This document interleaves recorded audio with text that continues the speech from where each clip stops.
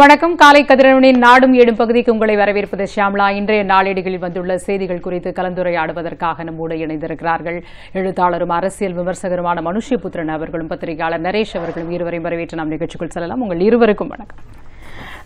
Manushyaputhiran sir, JACTO Jio போராட்டம், அதை தொடர்ந்து பார்த்தீங்கன்னா ஆசிரியர்கள் மிரட்டப்பட்டார்கள்.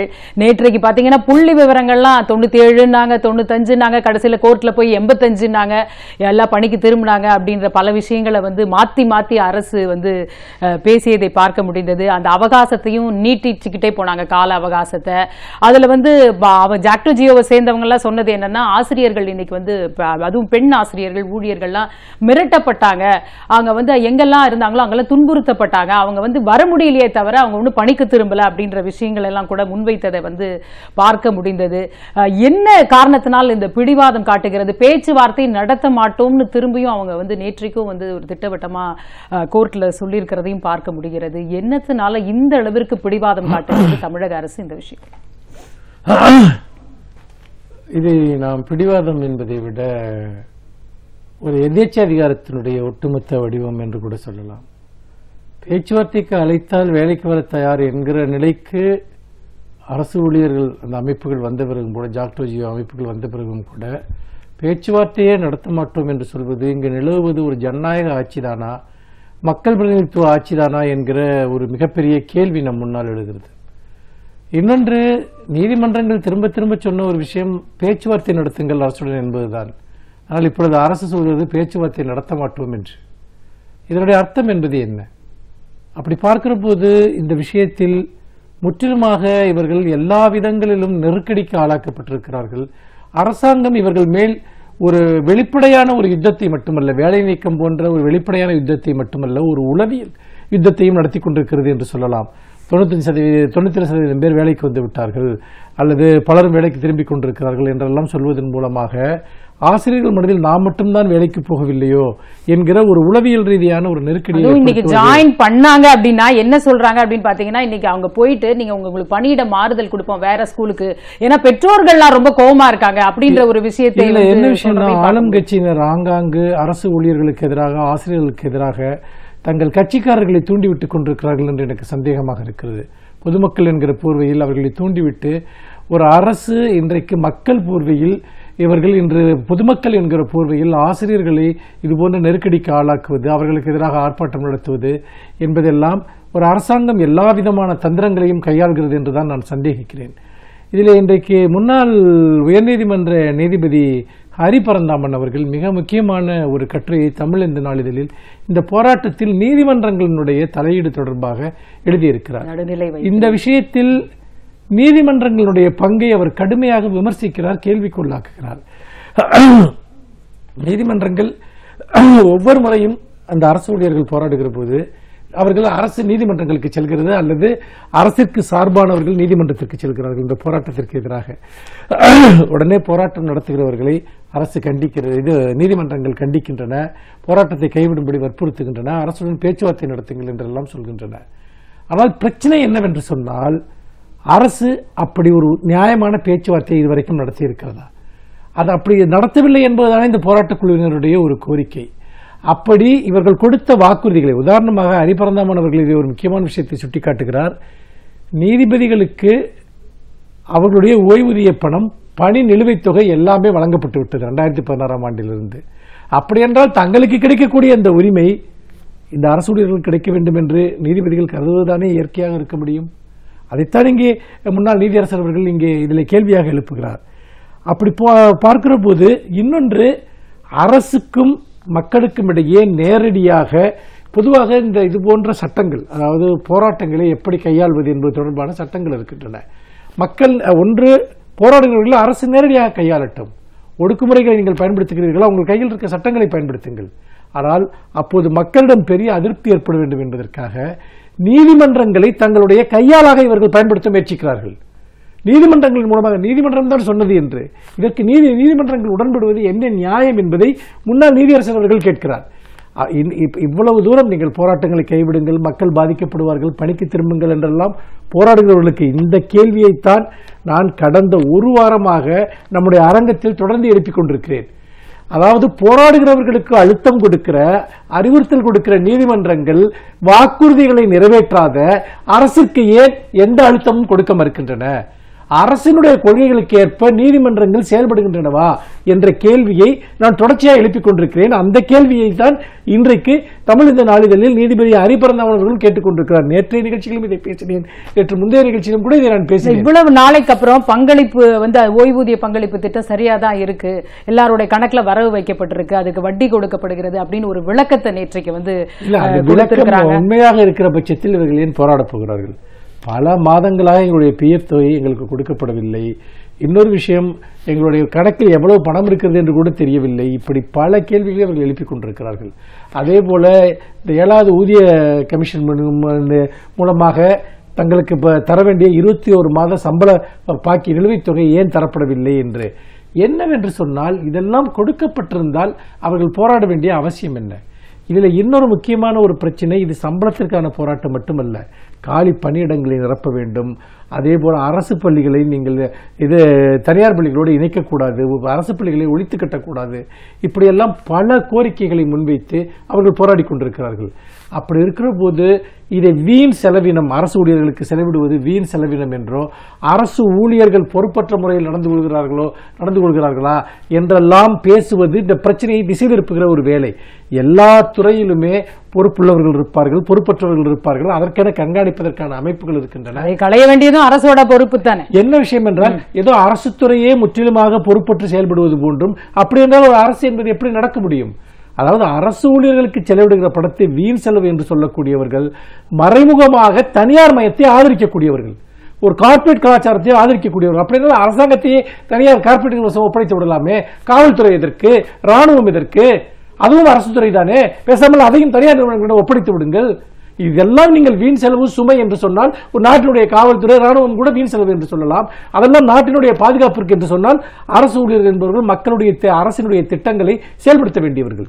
இப்படியெல்லாம் பார்க்கிற போது இந்த பொய் பிரச்சாரத்தை செய்யக்கூடியவர்கள், அரசு ஊழியர்கள் பொறுப்பற்றிருக்கிறார்கள், கடமை செய்யவில்லை என்றெல்லாம் பொய் பிரச்சாரம் செய்து கொண்டிருக்கக்கூடியவர்கள் அரசினுடைய ஏஜென்ட்களாக செயல்படுகிறார்கள், மக்கள் விரோதிகளாக செயல்படுகிறார்கள் என்றுதான் நான் பார்க்கிறேன். நிச்சயமா இன்னைக்கு தலைமைச் செயலக ஊழியர்களும் வேலை நிறுத்தத்தில் ஈடுபட இருக்காங்க. அவர்களுக்கும் மிரட்டல்லாம் விடப்பட்டதை நம்ம பார்க்கிறோம். நரேஷ், அடுத்ததா பார்த்தோம்னா புயல் பாதிப்புக்கு கூடுதல் நிதி ஒதுக்கீடு தமிழகத்திற்கு இல்லை அப்படின்ற ஒரு நிலையை பார்க்கிறோம். இன்றைக்கு ராஜ்நாத் சிங் தலைமையில் நடந்த கூட்டத்தில் பிற மாநிலங்களுக்கு வறட்சி அப்படின்னு ஒரு மாநிலத்திற்கு பணம் கொடுத்திருக்காங்க, நிதி ஒதுக்கீடு செய்திருக்காங்க, இன்னொன்னு வெள்ளம் அப்படின்னு பண்ணிருக்காங்க. ஆனா தமிழகத்தை அவங்க கண்டுகொள்ளவே இல்லை. எதனாலன்னு பாக்குறீங்க? ஏன்னா நம்ம தொடர்ச்சியா கேட்டுக்கிட்டே இருக்காங்க, நம்மளுக்கு தேவையும் படுது, அந்த அளவிற்கு ஒரு கஜ புயல் அப்படிங்கிறது பெரிய பாதிப்பை தமிழகத்தில் ஏற்படுத்தி இருக்கிறது.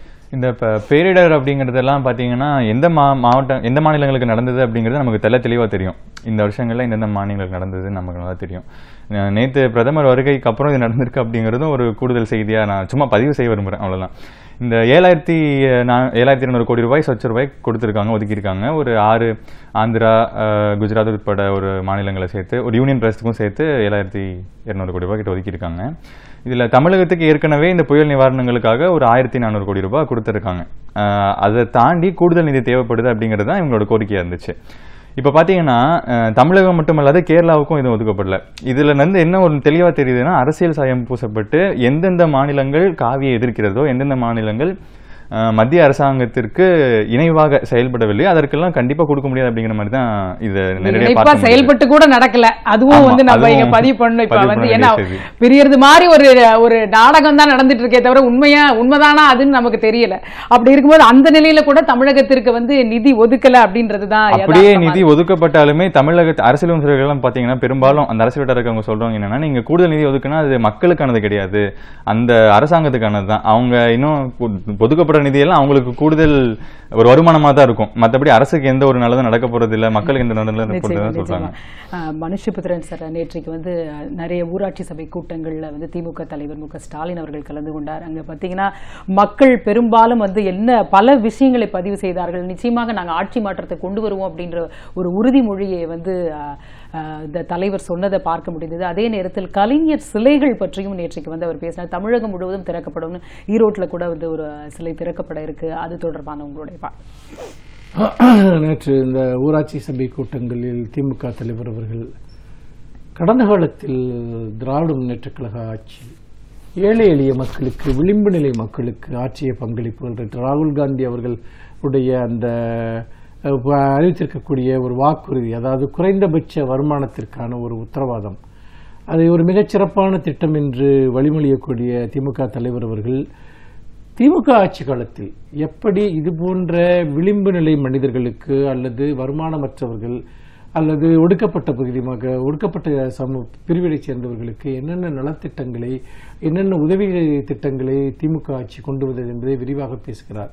சமூக நீதி சார்ந்த இடஒதுக்கீடு, முக்கியமாக பிற்படுத்தப்பட்டோருக்கு வழங்கிய இடஒதுக்கீடு, முதியோர் ஓய்வூதிய திட்டம், இப்படி பல விஷயங்களை அவர் சுட்டிக்காட்டுகிறார்.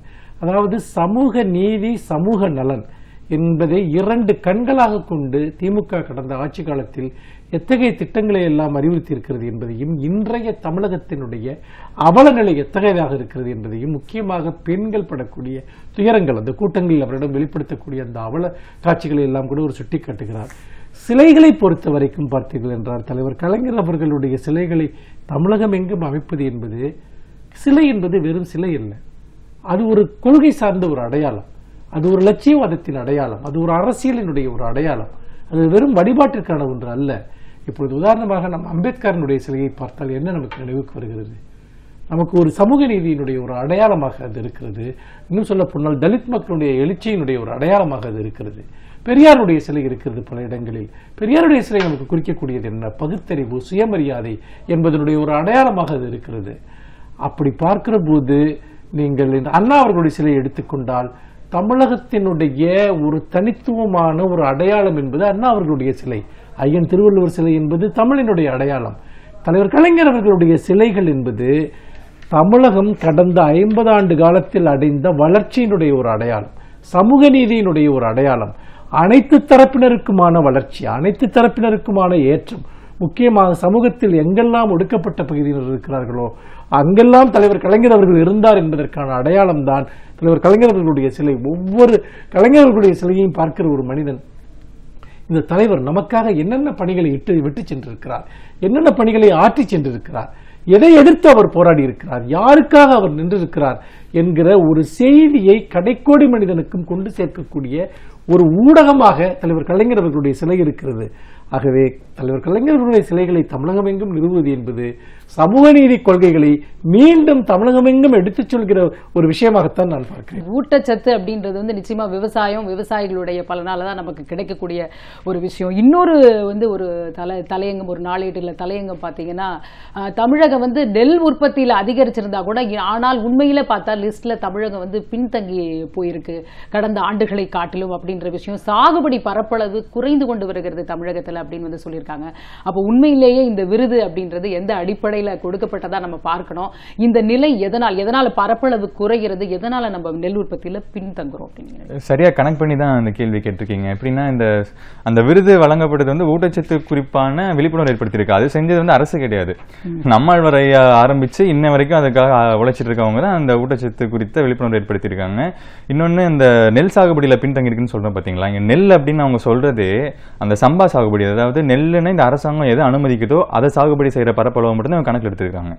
இது தவிர நம்முடைய பாரம்பரிய நெல்லகரங்கள் போடுறாங்க பாத்தீங்களா, அந்த கொள்முதல் வேலையெல்லாம் தனியாக தான் நடந்துட்டு இருக்கு. அதுதான் ஊட்டச்சத்துக்கான முக்கிய பொருளே. இப்ப நம்ம பயிரிட்டு இருக்க அந்த ஹைபிரிட் நெல் வகைகள் ஒரு முட்டிங்கால அளவுக்கு தான் வரும், அதுக்கு மேல வளராது. நீங்க நம்மளோட பாரம்பரிய நெல் வகைகள் இப்ப நான் 6 அடி இருக்கேன்னா நான் உள்ள போனே அதை மறைச்சிரும். அவ்வளோ பெரிய ஒரு வீரியமான நெல் வகைகள் தான் நம்மளோடது. அப்படி இருக்கும்போது அதோட சாகுபடி பரப்பளவுங்கிறது இப்ப 13 லட்சம் ஹெக்டேர்ல நம்மளோட சம்பா சாகுபடி செய்யப்படுது. மிச்சம் அதுல கிட்டத்தட்ட பாத்தீங்கன்னா 2 லட்சம் ஹெக்டேருங்கிறது அந்த பாரம்பரிய நெல் வகைகள் சாகுபடி செய்யற ஒரு இடம் தான். அதெல்லாம் இவங்களுக்கு கணக்கிலே வராது. இவங்களை பொறுத்த வரைக்கும் நெல்னா என்னன்னா, அரசாங்கம் சார்பாக அரசாங்க அலுவலகம் வழங்கப்படும் அந்த ஹைபிரிட் வகைகளை மட்டும் தான் நெல்லுன்னு கணக்கு எடுத்துக்கிறாங்க. அதோட கொள்முதல், அதோட வளர்ச்சி மட்டும்தான் இது கணக்கில் எடுத்துக்கிட்டு அதன்படி கொடுக்கப்பட்ட அறிக்கை தான் இது. இன்னொன்னு பாத்தீங்கன்னா, இந்த கொள்முதல் செய்யப்படுறாங்கல்ல, இந்த கொள்முதல் செய்யற இடங்கள்ல, கொள்முதல் நிலையங்கள்ல விவசாயிகளுக்கு நேரடியாக கொள்முதல் செய்யப்படவில்லை. கொள்முதல் நிலையங்களை மூடிட்டு உள்ள எம்டியா இருக்கு. கொள்முதல் நிலையங்கள் உள்ள ஒண்ணுமே கிடையாது. ஆனா உள்ள வைக்க மாட்டோம், நீங்க வெளியே வச்சிருங்க, உள்ள ஃபுல்லா இருக்கு, நாங்க அப்புறம் வாங்கிக்கிறோம்னு சொல்லி அது பெரிய செய்திகளாச்சு. கொள்முதல் பண்ணாதனால மழையில நினைஞ்சு அவ்வளவு நெல் மூட்டைகளும் வீணா போனது. அதனால 3 விவசாயிகள் தற்கொலை பண்ணிக்கிட்டதெல்லாம் இன்னைக்கு மிக முக்கிய செய்தியா பார்க்கப்பட்டது. ஸோ இது அரசாங்கத்தோட வஞ்சகத்தினால் நடந்த விஷயம் தானே தவிர இன்னொன்று அரசாங்கத்தோட அறிவின்மை.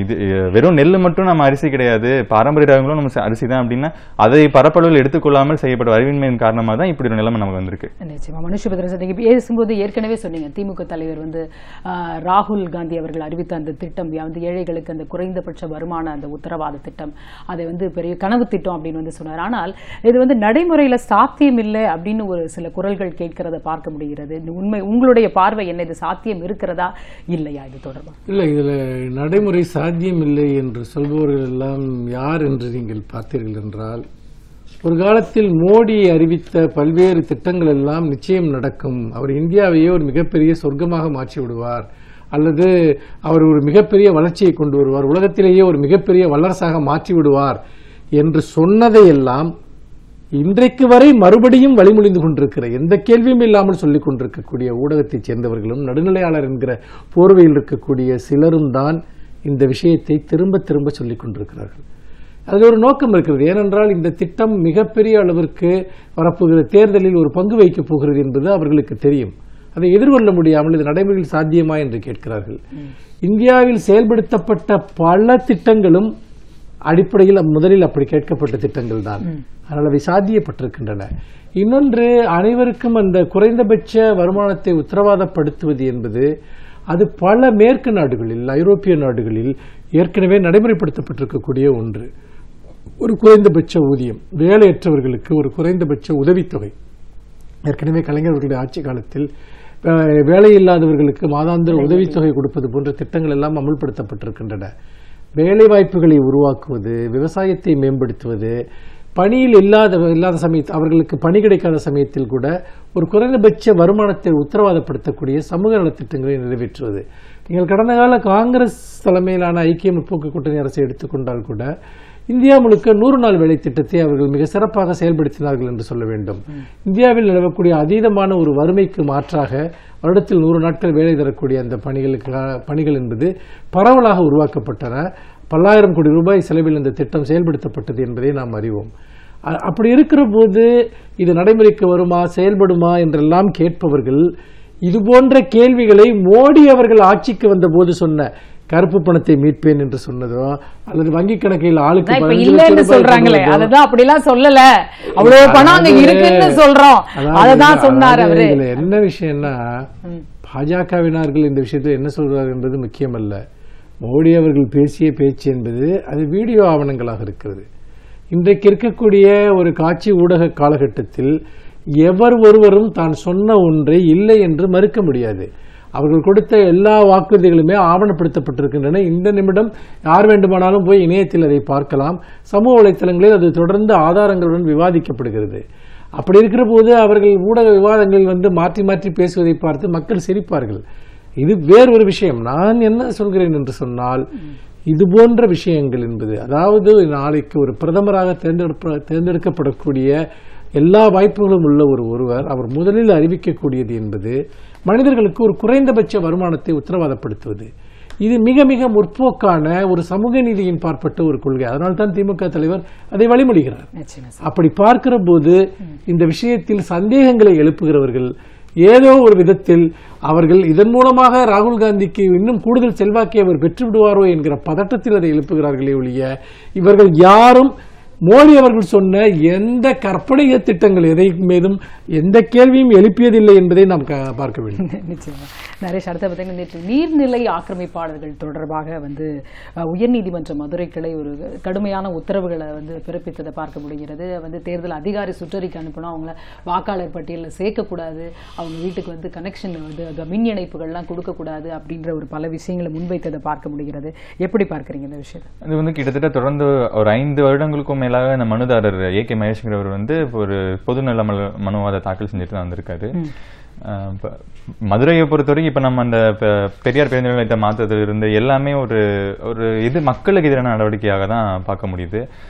அங்க பாத்தீங்கன்னா உண்மையிலே ஆக்கிரமிப்பாளர்கள் யாரா இருக்காங்க அப்படின்னா இந்த நகரங்களால் துரத்தப்பட்ட மக்களாக தான் இருக்காங்க. ஒரு மதுரை ஆகட்டும், சென்னை ஆகட்டும், அது ஒரு நகரமயமா மாறும்போது அந்த நகரத்தின் பூர்வ குடிகள் வந்து வேற வழி இல்லாம அந்த இடத்துல ஆக்கிரமிப்பு செய்யப்படுறாங்க. வேற வழி இல்ல, அந்த இடம் ஃப்ரீயா இருக்கு, நான் போய் குடியேறிடுறேன் அப்படிங்கிற மாதிரி தான் நடக்குது. இப்போ அந்த இடத்தையும் அவங்களை விட்டுட்டு நீங்க ஆக்கிரமிப்பு ஆகட்டணும் அப்படின்னா முதல்ல அரசாங்கம் செஞ்ச ஆக்கிரமிப்புலாம் ஆகட்டுருங்க. நீங்க அந்த பேருந்து நிலையம் வச்சதும் ஒரு ஆக்கிரமிப்பு தான். நீர்நிலைகள் ஆக்கிரமிப்பு அரசு ஆக்கிரமிப்புல மிகப்பெரிய அளவில் ஆக்கிரமிப்புகளா இருக்கு. மற்றபடி அந்த பூர்வ குடிகளை நீங்க நகரமயமாக்கலால துரத்தி விடப்பட்டீங்கன்னா அவங்க தான் இருக்காங்க. அவங்களுக்கு வேற ஒரு ஆதாரத்தை கொடுத்துட்டு அதுக்கப்புறம் நீங்க வாங்க, முதல்ல நீங்க சரியா இருங்க, அதுக்கப்புறம் அவங்க கிட்ட போங்க அப்படிங்கறது என்னோட ஒரு மனுஷபுத்திரன் சார். அடுத்ததா பாத்தீங்கன்னா குடியுரிமை சட்ட மசோதா அப்படின்னு வடகிழக்கு மாநிலங்கள் கடுமையாக எதிர்த்திருக்கிறது. அதுவும் பாஜக ஆளும் மாநிலங்களே எதிர்ப்பை பதிவு செய்திருக்கிறார்கள். எப்படி பார்க்கறீங்க இந்த விஷயம்? இது இங்கு ஒரு குறிப்பிட்ட சமூக பிரிவினருக்கு எதிராக, முக்கியமாக முஸ்லிம்களுக்கு எதிராக பல தலைமுறைகளுக்கு முன்பு இங்கு குடிபெயர்ந்து இந்த நாட்டினுடைய குடிமக்களாகவே மாறிவிட்டவர்களுக்கு எதிராக பாஜக தேர்தல் ஆதாயங்களை முன்னிட்டு நடத்தி கொண்டிருக்கக்கூடிய ஒரு யுத்தம் என்றுதான் இதை நாம் சொல்ல வேண்டும். அப்படி பார்க்கிற போது இந்த சட்டம் என்பது அடிப்படையிலேயே ஒரு சர்வதேச மனித உரிமை சார்ந்த கோட்பாடுகள் அனைத்திற்கும் புறம்பானது. இன்னும் சொல்லப்போனால் அகதிகள் தொடர்பான கொள்கைகளில் பல நாடுகள் மிகப்பெரிய அளவிற்கு முற்போக்கான கொள்கைகளை பின்பற்றி வருகின்றன. ஆனால் இவர்களை அகதிகள் என்று கூட சொல்ல முடியாது. பல தலைமுறைகளுக்கு முன்பாக இங்கு குடிபெயர்ந்து வந்தவர்கள். அப்படி இருக்கிற போது அவர்களை வெளியேற்றுவது என்பது உள்ளூர் மக்களுக்கும், அதாவது உள்ளூர் மக்கள் என்று சொல்லக்கூடியவர்களுக்கும் இவர்களுக்கும் இடையே பெரிய மோதல்களை உருவாக்கக்கூடிய ஒரு நோக்கத்தில் இந்த விஷ விதைகள் விதைக்கப்படுகின்றன. ஆனால் அங்க இருக்கக்கூடிய அவர்களுடைய வாக்குகளை நம்பி அங்கு அரசியல் செய்யக்கூடிய ஒரு நிலையில் இருக்கக்கூடிய கட்சிகள் பாஜக உட்பட இந்த சட்டத்தை எதிர்ப்பது என்பது இயல்பான ஒன்றுதான். ஏனென்று கேட்டால் இந்த சட்டம் என்பது அடிப்படையிலேயே மக்கள் விரோத தன்மை கொண்டது என்பதில் மாற்றுக்கருத்து இல்லை. நிச்சயமா நரேஷ். அடுத்ததா பார்த்தோம்னா இப்போ சென்னை ஃபுல்லா சிசிடிவி, எல்லா பக்கமும் கேமரா கவர்டு. இனிமே நமக்கு பயமே இல்லை, கொள்ள அப்படின்ற ஒரு விஷயத்தை தொடர்ந்து காவல்துறை பதிவு செய்து கொண்டு வருவதை பார்க்க முடிகிறது. ஆனால் இப்போ பார்த்தீங்கன்னா ஒரு கடந்த 3 நாட்களுக்கு முன்னாடியே கால் டாக்ஸி டிரைவர் அவரை ஒரு கும்பல் வழிப்பறி மறித்து வழிப்பறி செய்து அவர்கள் பயங்கரமா அவரை தாக்குனாங்க. அவர் இறந்துட்டார். ஆக்சுவலா அதை தொடர்ந்து நேற்றைக்கு கூட அந்த மாதிரியான சம்பவங்கள் நடந்திருக்கிறத இன்றைக்கு செய்தித்தாள்கள்ல பார்க்க முடிகிறது. அப்படின்னும் பொழுது எந்த அளவிற்கு பாதுகாப்பானது சென்னை தமிழகத்திலேயே நிறைய பிரச்சனை இருக்கு. குறிப்பிட்ட சம்பவங்கள் இப்ப சென்னையில நடக்கிறதுனால நான் இந்த கேள்வியை இன்னொன்னு அரசாங்கமும் பாத்தீங்கன்னா சென்னை தான் மையப்படுத்துது. நாங்க சென்னையை மிகவும் பாதுகாப்பான நகரமாக வைத்திருக்கிறோம் சொல்லிட்டு வர்ற அந்த விருதுகள்லாம் வாங்கிட்டு அவ்வளவு சொகுசா சொல்லிட்டு இருக்காங்க. வி.கே. விஸ்வநாதன் அவர்கள் சென்னைக்கு எல்லா இடத்துலையும் சிசிடிவி கேமரா பொறுத்திட்டோம், அதுக்கு மிகப்பெரிய தொகை செலவிடப்பட்டது, அது செஞ்சாலே எல்லா குற்றங்களும் போயிடும் அப்படின்னு சொன்னார். அது எப்படின்னா கண்ணாடி திருப்பினா எப்படி சார் ஆட்டோ ஓடுன்னு கேட்கற மாதிரி தான் இருந்துச்சு. இன்னும் சிசிடிவி கேமராக்கள் பொருத்தப்படுவது கண்காணிப்புக்காக. கண்காணித்த பிறகு பணி செய்ய வேண்டியது போலீசாருடைய கடமை. ஆனா கண்காணித்த பிறகு பணி செய்யக்கூடிய போலீசார்கள் கண்டுபிடிக்கிறதுக்காக அது உதவும் அப்படின்னு நினைக்கிறாங்களோ? அப்படி உதவலாம். இன்னொன்னு நீங்க ஆன்லைன்ல பாத்துட்டு இருக்கும் போது கூட போய் செய்யலாம். ஆனா அப்படி செய்யறதுக்கு யார் இருக்கா? பணியிடங்களே காலியா தானே இருக்கு. இப்போ நீங்க சொன்ன மாதிரி டிஎஸ்பி ஒரு பணி நியமனம் செய்யப்படாம 32 இடங்கள் காலியாக இருக்கிறது. ஏற்கனவே 73 இடங்கள் காலியாக இருக்கிறதுன்னு சொன்னீங்க. மொத்தம் 105 இடங்கள் காலியா இருக்கு.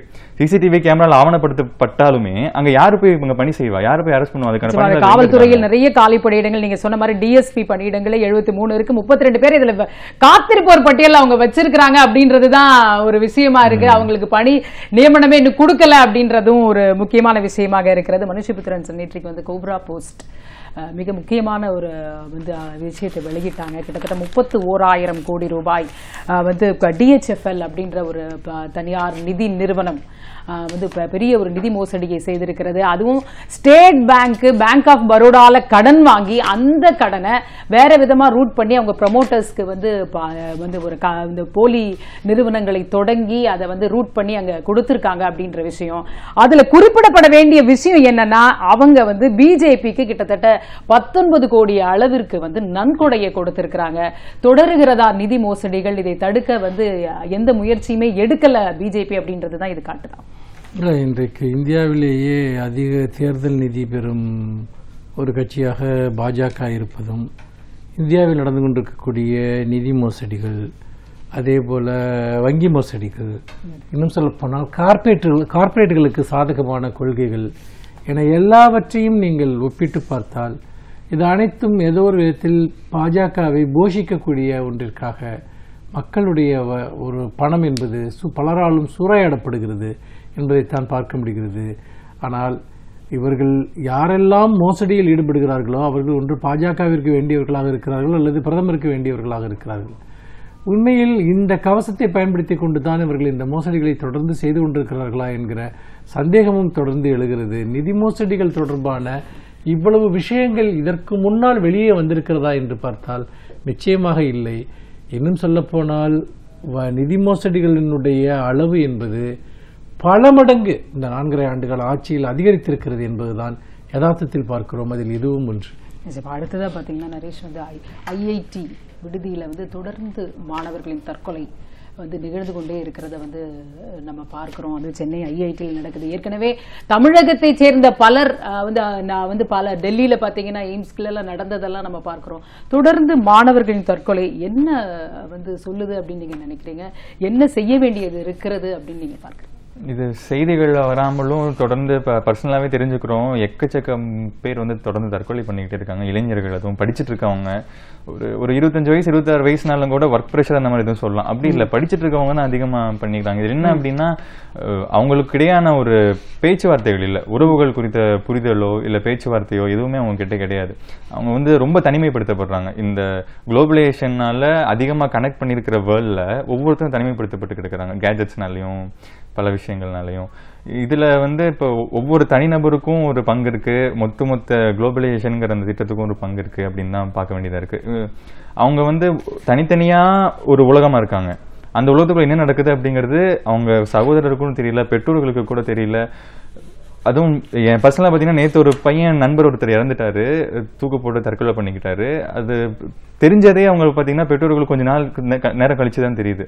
ஃபோன் பண்ணி பார்த்து எடுக்கல அப்படின்னு கேஜெட்ஸை நம்பி பசங்களை விடுறதும், தொழில்நுட்பத்தை நம்பியே அவங்க சார்ந்து அவங்களை இயங்க வைக்கிறதுமே தான் மிகப்பெரிய தவறா இருக்கு. அதை தாண்டி உறவுகள் குறித்து அவங்கள நான் ஒரு உரையாடல் குறித்து அவங்க எப்போ ஒரு பேசுற தளத்துக்கு வராங்களோ அப்பதான் இந்த மாதிரி விஷயங்கள்லாம் தடுக்க முடியும் அப்படிங்கிறது தான். நிச்சயமா. மனுஷபுத்திர சார், கடைசியா பாத்தீங்கன்னா அயோத்தி பிரச்சனையில சர்ச்சை இல்லாத நிலங்களை திரும்ப தரலான்னு நேற்றைக்கு மத்திய அரசு திடீர்னு ஒரு முடிவை நீதிமன்றத்தில் சொல்லியிருக்கிறாங்க. அதை தொடர்பாக காங்கிரஸ் கேள்வி எழுப்பியிருக்கிறது. இவ்வளவு நாள செய்யாம கடைசியில இந்த நேரத்தில் இந்த விஷயத்தை சொல்றீங்களே, என்ன காரணம்னு கேட்கறாங்க. அதாவது நம்ம இதற்கு முன்னால் பேசிய அந்த செய்திகள் கூட அந்த குடியுரிமை சட்ட திருத்த மசோதாவில் அவர்கள் முக்கியமான ஒரு தந்திரத்தை மேற்கொள்கிறார்கள். அதைத்தான் உள்ளூர் மக்களிடையே மோதலை ஏற்படுத்துவதற்கான ஒரு விஷயம் என்று சொன்னேன். பாகிஸ்தான், பங்களாதேஷ் போன்ற இடங்களிலிருந்து இங்கு குடியேறி வந்தவர்கள், அவர்களில் முஸ்லிம்கள் அல்லாதவர்களுக்கு மட்டும், அதாவது இந்துக்களுக்கு மட்டும் குடியுரிமை கொடுப்பது என்பதுதான் அந்த திருத்தத்தினுடைய முக்கியமான ஒரு விஷயம். நீங்கள் குடியுரிமை இங்கே குடியேறி வந்தவர்கள் அனைவரையும் ஒரே விதமாக நடத்துவது என்பதற்கு பதிலாக நீங்கள் அதில் முஸ்லிம்களை மட்டும் தனிமைப்படுத்துவது என்பது ஒரு மிகப்பெரிய சமூக மோதலுக்கு இட்டு செல்லும். அதே விஷயம்தான் இங்கு இப்பொழுது இந்த அயோத்தி விஷயத்திலும் 2003ஆம் ஆண்டு உச்சநீதிமன்றம் வழங்கிய அந்த ஒரு முக்கியமான தீர்ப்பு, இதை பற்றி இந்த விவகாரம் முடிவுக்கு வரும் வரைக்கும் அந்த இப்போதுள்ள அந்த நிலையை தான் தொடர வேண்டும். அதாவது அதில் எந்த கட்டுமானங்களும் செய்யக்கூடாது, எந்த மாற்றங்களும் செய்யக்கூடாது என்கிற ஒரு உத்தரவை அன்றைக்கு உயர்நீதிமன்றம் பிறப்பித்தது. இப்பொழுது வழக்கு நிலுவையில் இருக்கக்கூடிய இந்த நிலையில் அந்த இப்ப தற்போதைய நிலையே தான் தொடர வேண்டும் என்று நீதிமன்றம் பிறப்பித்த அந்த உத்தரவை திருத்த வேண்டும் என்று பாஜக கோருகிறது. அப்படி திருத்த வேண்டும் என்று கோருவதனுடைய நோக்கம் என்பது மீண்டும் அங்கு கோயில் கட்டுவது போன்ற விஷயங்களுக்கு அனுமதியை பெறுவது, நீதிமன்ற உத்தரவுகளுக்கு மாறாக அந்த அனுமதியை பெறுவதுதான் இவர்களுடைய ஒரு நோக்கம். மக்களவைத் தேர்தலுக்கு இன்னும் 2 மாதங்களே இருக்கக்கூடிய ஒரு சூழ்நிலையில் இந்த கோரிக்கையை மத்திய அரசு நீதிமன்றத்தில் வைத்திருப்பது என்பது மிக வெளிப்படையாக அயோத்தியை தங்களுடைய கடைசி அரசியல் ஆயுதமாக பயன்படுத்துவதற்கு அவர்கள் முழு மூச்சாக வேலை செய்து கொண்டிருக்கிறார்கள் என்பதைத்தான் பார்க்க முடிகிறது. நிச்சயமா இன்றைக்கு பல்வேறு கருத்துக்களை நீங்கள் இருவரும் பகிர்ந்து கொண்டீர்கள். உங்கள் இருவருக்கும் மிக நன்றி. நாடும் ஏடு பகுதி இத்துடன் நிறைவடைந்தது. காலை கதிரனுடன் தொடர்ந்து இணைந்திருங்கள். வணக்கம்.